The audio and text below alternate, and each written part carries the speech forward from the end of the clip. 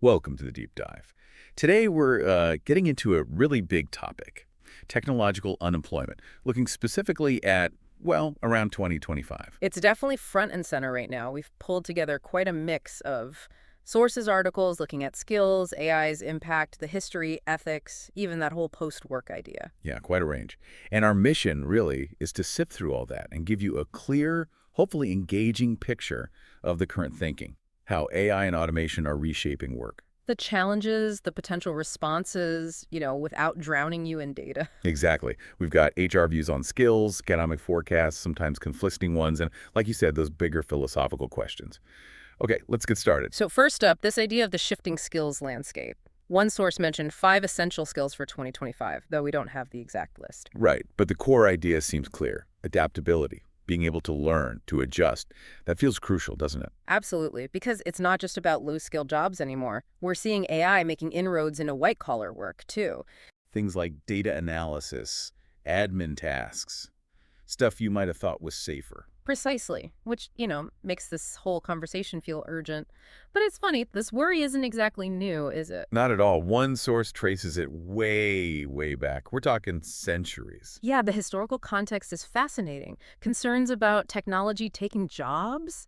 It goes back even to Aristotle, apparently. Seriously? Aristotle?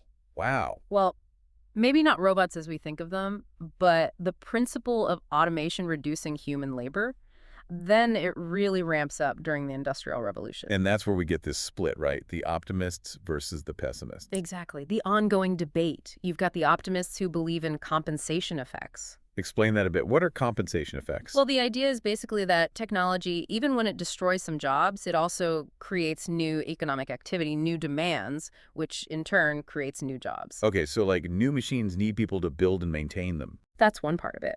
Or lower prices from automation boost demand, leading to growth elsewhere. Or entirely new products and industries emerge. Think cars replacing carriages, fewer carriage drivers, but then mechanics, factory workers, road builders. Got it. That's the basis for the Luddite fallacy argument then. The idea that it's a mistake to fear job losses because history shows tech creates more jobs overall. That's the classic optimistic take, yes. But the pessimists, they weren't and aren't, so sure, those effects always fully compensate. They worry about lasting unemployment. Right. Thinkers from Malthus to, more recently, people like Geoffrey Hinton, who suggests AI could automate almost everything, raising ideas like basic income. But then you have others like Darren Acemoglu suggesting maybe humans will still be needed, just working with AI. A reshaping, not total replacement. It's a spectrum of views, definitely.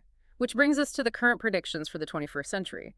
AI has really kicked this debate into high gear again. Yeah, and the studies are kind of all over the place. You mentioned that Oxford one from Frey and Osborne. The 2013 study, yeah, predicting almost 47% of U.S. jobs at high risk. Big numbers. And similar figures cited for the EU, even higher for developing countries in another report. It sounds quite alarming when you put it like that. It does, but then you have to balance it. Other studies are way more optimistic. Like which ones? Well, there was a 2015 study looking at industrial robots that found no overall job reduction in some places, and an OECD study put the risk much lower, around 9% on average for the countries they looked at. Wow, okay, so 47% versus 9%. That's a massive difference. What do you make of that? It highlights the uncertainty, I think. Forecasting this stuff is incredibly hard. Methods differ, assumptions differ. Makes sense. And it's telling that someone like Lawrence Summers shifted his view, right? Moving away from certainty that new jobs always appear. That was a significant moment, yeah. When mainstream economists start expressing doubt, you know it's being taken seriously. And it's become a major theme at places like Davos. Jobless growth. Okay, so the numbers are debatable, the extent is unclear.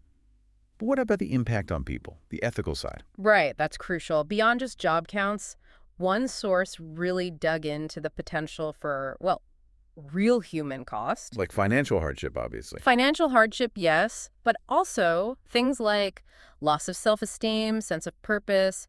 Work is tied up with identity for so many people. Absolutely. Yeah. And the risk of making inequality even worse. That seems like a huge ethical red flag. Definitely. Wealth from AI could get concentrated.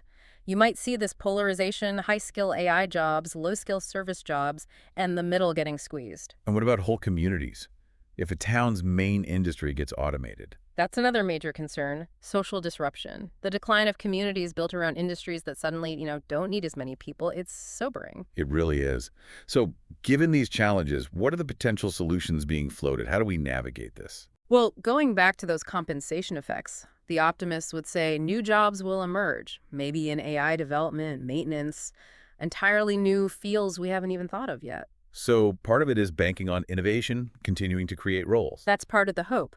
But there are also more proactive ideas, like retraining and reskilling programs. Helping people adapt to the new kinds of jobs that are being created. Exactly. Investing in people's ability to transition. That seems vital.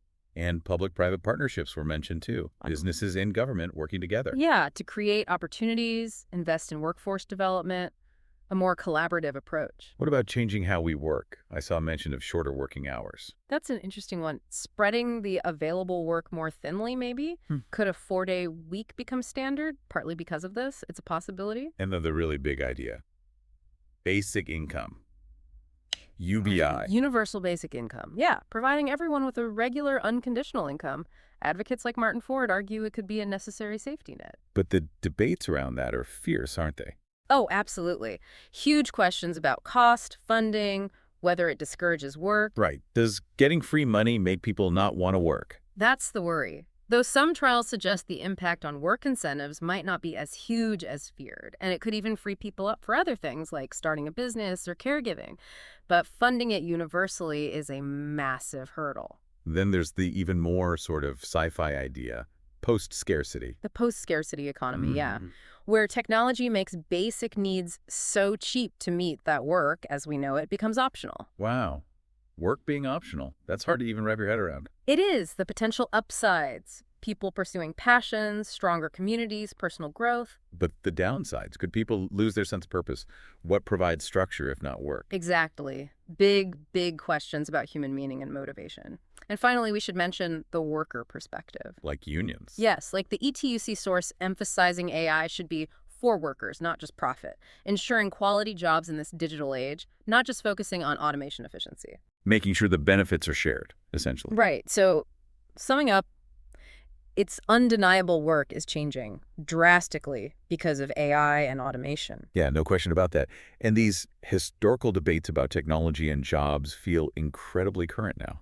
They really do. It's not just about the tech itself, but how we choose to manage it, how we adapt as a society. Ensuring it benefits everyone, not just a few. That seems to be the core challenge. So here's something to leave you, the listener, thinking about. As this tech keeps accelerating, how do you see your own work, your own purpose evolving? And what responsibility do we all have, individuals, companies, governments, in shaping this future? It's a huge conversation. We've only really scratched the surface here today. Lots more to explore in those sources and beyond. Definitely. Thanks for joining us on The Deep Dive.